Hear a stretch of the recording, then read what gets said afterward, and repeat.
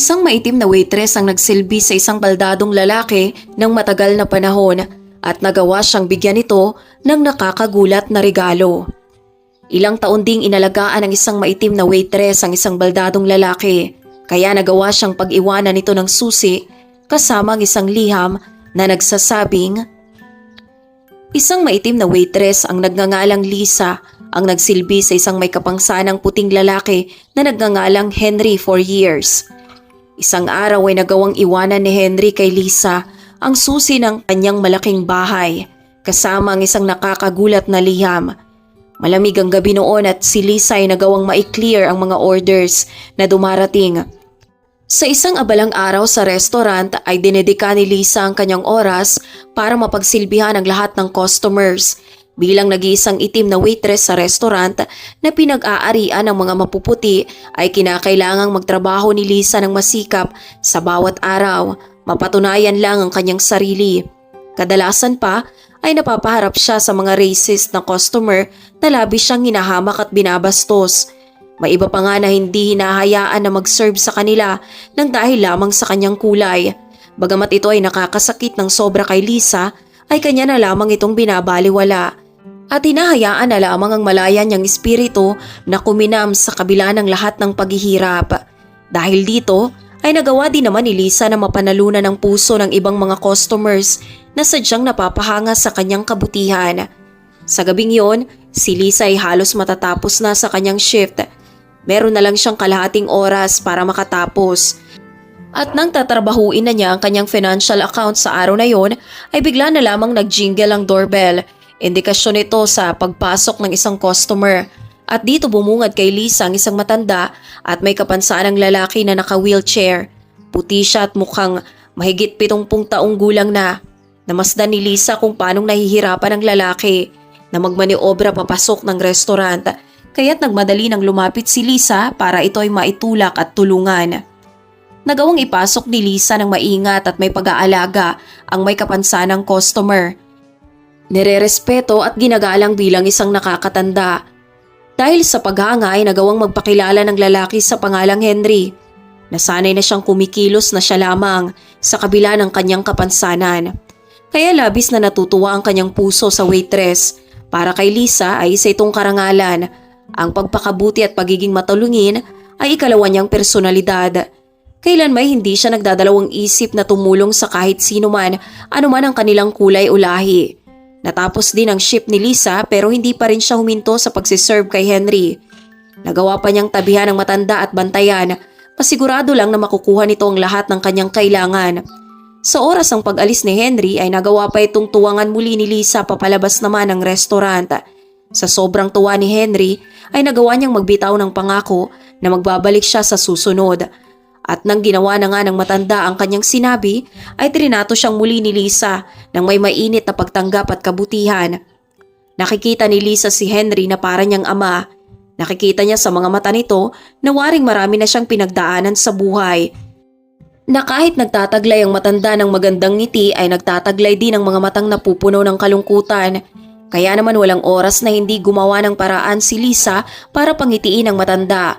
Sa bawat pagkakataon, 2 linggo ang makalipas, si Henry ay dumating na naman sa restaurant pero nagawa siyang pahintuin sa entrance gate dahil sa kauna-unang pagkakataon nang dahil sa personalidad ng bagong manager na si Anderson, sinasabi na ang wheelchair ni Henry ay magiging sagabal lamang sa ibang mga diners na naglalabas-masok sa restaurant.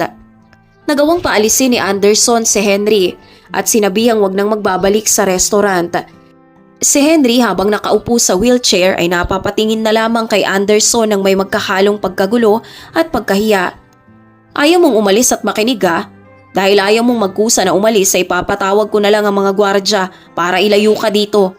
Si Henry na napapaluha na ay natatahimik na lamang. Ngayon lamang siya napahiya ng ganon nang dahil sa kanyang disabilidad. Para sa kanya walang sino mang tao ang nais mapunta sa ganong kalagayan. Ang hindi irerespeto ang isang matanda na may kapansanan. Mga gwardya, pasigaw na pagtawag ni Anderson. 2 gwardya naman ang lumapit sa eksena. Pwede bang pakilayo nyo dito ang matandang to? Pag-uutos ni Anderson. Para magpa-impress sa bagong manager ay agad nang kumilos ang dalawang gwardya. Nagawa nilang palibutan at takutin si Henry. Pero isang tinig ang biglang nangibabaw na parang kidlat. Sino man ang gagalaw sa matandang yan ay magdadaan muna sa akin. Napalingon naman ang lahat sa pinagmula ng boses, lalong-lalo na si Henry. At ito ay walang iba kundi si Lisa. Napagmamasdan niya ang dramang nangyayari at nang mapansin niyang pepwersahin na ng mga gwardya si Henry ay hindi na siya nag-alinlangan pang lumapit. Habang si Henry ay nanginginig na sa takot ay may pagmamadali na itong inakap ni Lisa. Huwag ka nang mag-alala, hindi ko sila hahayaan na saktan ka. Ligtas ka na kasi nandito na ako. Nagawa ni Lisa na mapaglaanan si Henry ng pangangalaga na kanyang kailangan. Nagawa ni Lisa na harangan ng may tapang ang dalawang gwardya na wala namang nagawa kundi ang magkatinginan na lamang. Si Anderson ay naalis na rin sa kanyang pagkagulat. Kailangan niyang maibalik sa kanya ang daloy ng sitwasyon na waring naagaw sa kanya ni Lisa. Si Lisa ay agad niyang dinuro. Sisante ka na. Pwede ka nang lumayas sa restaurant na ito. Kasama yung baldado mong kaibigan. Pagkatapos madinig ni Lisa ang mga salitang yon, ang isiping mawawalan siya ng trabaho na siyang nag-iisang pinagkukunan niya ng pera ay napakabigat. Magagawa niyang dalhin ang kanyang pamilya sa estado ng panlulumo, lalo't nakadepende ang lahat sa kanya. Para maibsan ang bahagya ng tensyon ay nagawa munang ilayo ni Lisa ng maingat si Henry. Salamat sa kabutihan mo, sa pagtulong at pagtatanggol mo sa akin. Pero sana hindi mo na hinayaang masakripisyo ang trabaho mo nang dahil sa akin. Si Lisa na nagsusubok maipakita ang matapang at masayang ekspresyon ay sinabihan na lamang si Henry na wag nang mag-alala sa kanya at siya'y ayos lamang kahit na hindi. Nagawa niyang tuwangan si Henry hanggang sa makapasok ito ng kotse kung saan pinagmamaneho ito ng kanyang driver papaalis. Si Lisa naman ay pumunta muna sa gilid ng restaurant kung saan walang makakakita sa kanyang labis na pag-iyak. Naupo na lamang si Lisa doon ang nag-iisa, umiyak ng labis na parang walang katapusan. Maya-maya pa, matapos sumupa ang kanyang nararamdaman, si Lisa ay umuwi na lamang. Nasabi niya sa kanyang sarili na marahil may ibang plano sa kanya ang tadhana. At 2 araw nga lamang ang makalipas, si Lisa ay nakatanggap na lang bigla ng tawag mula sa sekretarya ng restaurant. Sinabi nito kay Lisa na pwede na itong magpatuloy muli sa pagtatrabaho. Si Lisa ay hindi makapaniwala na ang isa sa kanyang katrabaho na si Eva ay nagawang makunan ang eksena na naganap. Sadyang may inis si Eva kay Anderson dahil sa hindi makatwiran nitong pamamahala bilang manager ng restaurant. Ang may-ari na si Watson ay nadismaya nang ang taong nagawa niyang bigyan ng posisyon para maging manager ay magiging ganon kabastos sa isang may kapansanan. Walang pagdadalawang isip na tinawagan ni Watson ang kanyang abogado na si Mark na nagawang bumisita kinabukasan para ayusin ang sitwasyon. Si Anderson ay agad na terminate at ang deputy manager ang siyang pumalit sa kanyang posisyon.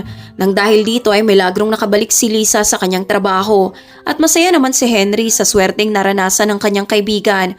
Makalipas ang ilang panahon, isang gabi ay dumating na naman sa restaurant, umaasa na makakakain ng masarap at magkakaroon ng magandang pakikipagkonversasyon kay Lisa.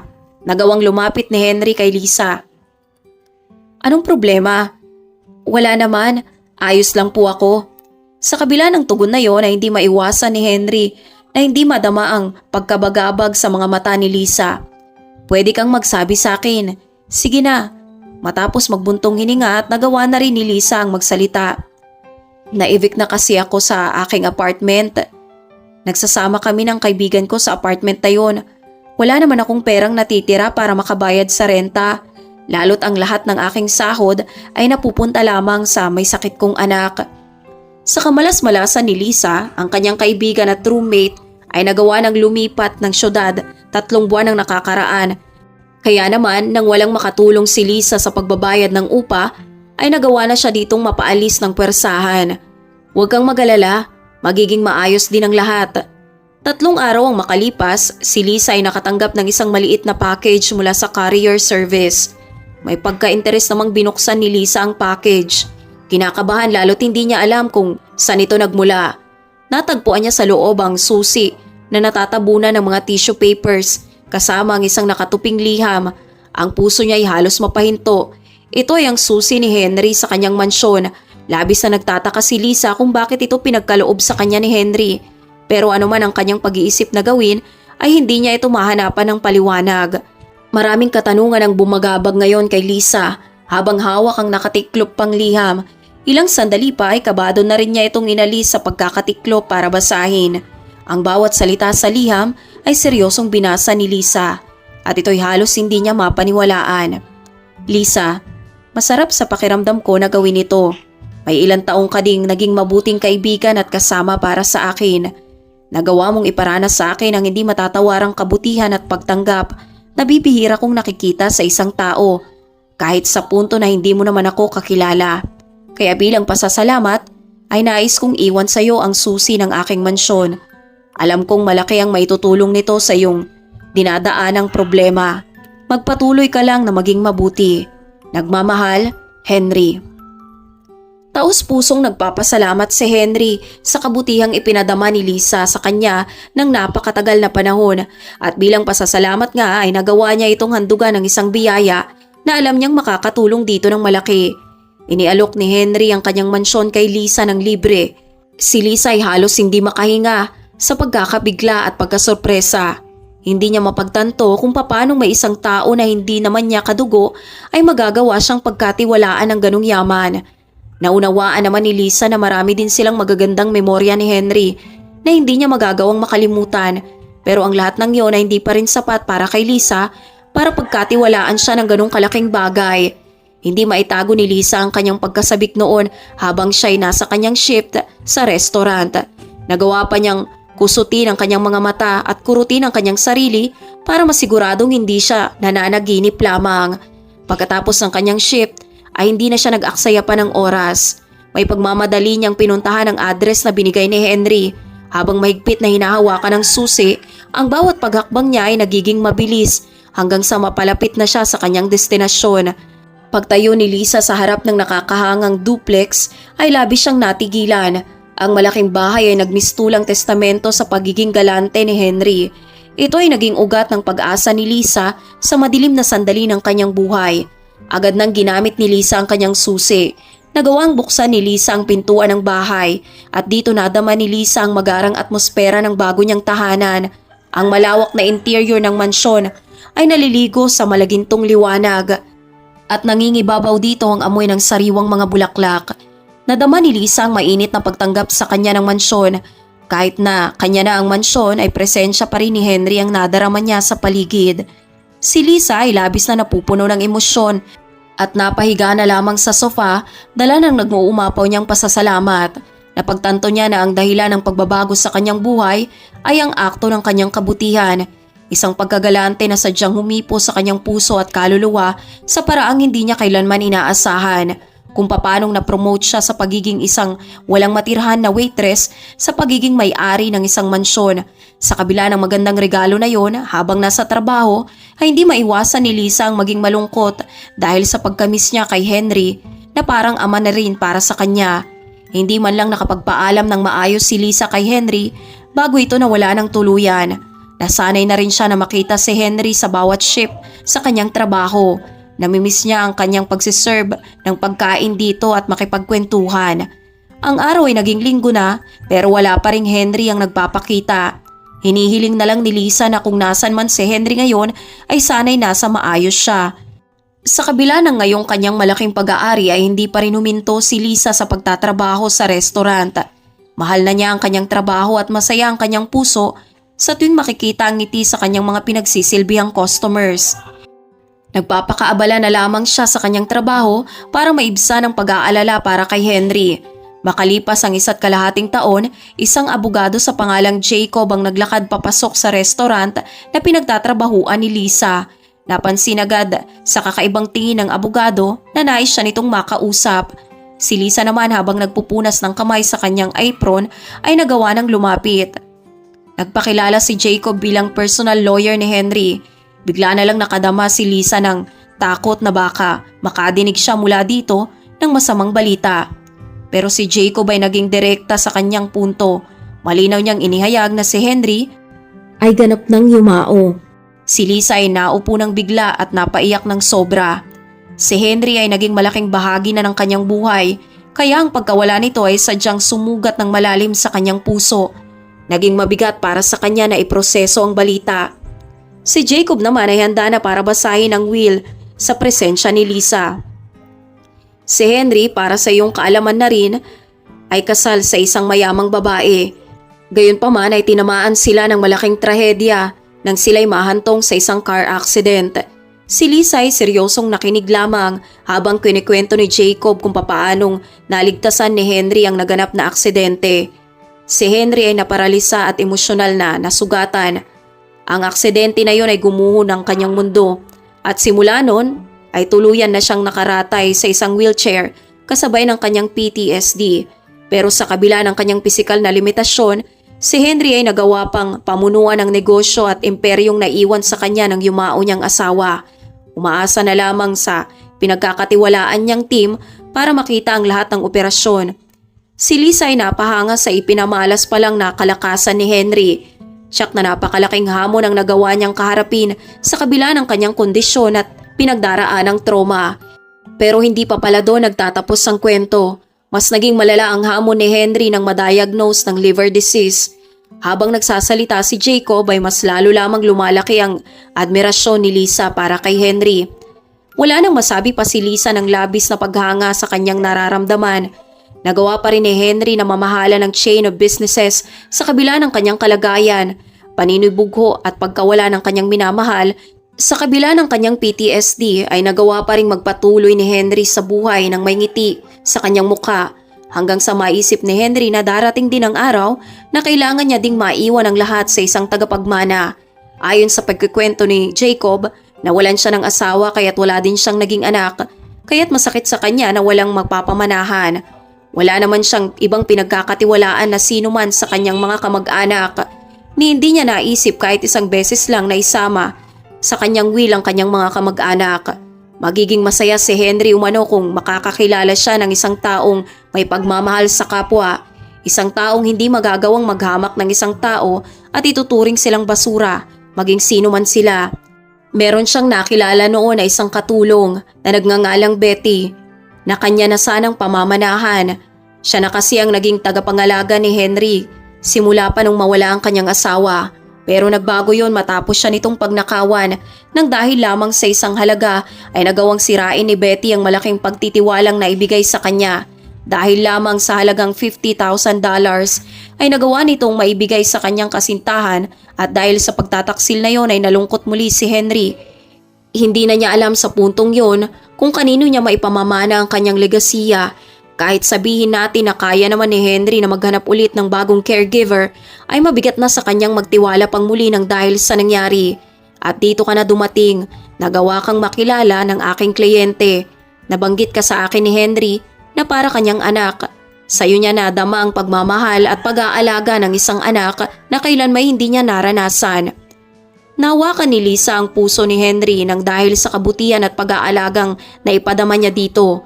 Naibahagi ko yon dahil naging malapit ko na rin kaibigan si Henry, lalo na ang kanyang yumaong asawa nung nabubuhay pa ito. Hindi na rin ako magpapaligoy-ligoy pa. Ang lahat ng assets at pag-aari ni Henry, ang lahat ng negosyo ay may pamamana walang iba kundi sa'yo, Lisa. Ang waitress na kanyang naging anak sa matagal ding panahon, si Lisa ay sadyang namutla sa kanyang nalaman. Simula din ng pangyayaring yon ay sadyang naging iba ang buhay ni Lisa. Nang dahil sa pinamalas niyang kabutihan, ay nagawa niyang masundo ang kanyang pamilya at may sakit na anak na nagawa din niyang maipagamot sa pribadong hospital. Nagawa siyang turuan ni Jacob sa mga bagay na dapat niyang gawin para mapamahalaan ang napakalaking imperyong na ipamanas sa kanya na dapat niyang alagaan bilang pasasalamat kay Henry. Sinikap niyang matuto at makalipas nga lamang ang ilang buwan ng pagsasanay ay maayos niyang nagagawa ng mag-isa ang kanyang tungkulin. Ang anak ni Lisa ay nagawang gumaling at lumakas sa iniinda nitong kondisyon at ang kanyang magulang naman ay natutuwa sa kinahantungan ng kanilang pinakamamahal na anak. Pero kung may dapat pasalamatan, ito ay walang iba kundi si Lisa, hindi lamang kay Henry, kundi ang kanyang magulang din na nagawa siyang palakihin bilang isang malakas, matapat at matapang na babaeng nagtataglay ng mabuting puso na handang tumulong sa kapwang nangangailangan.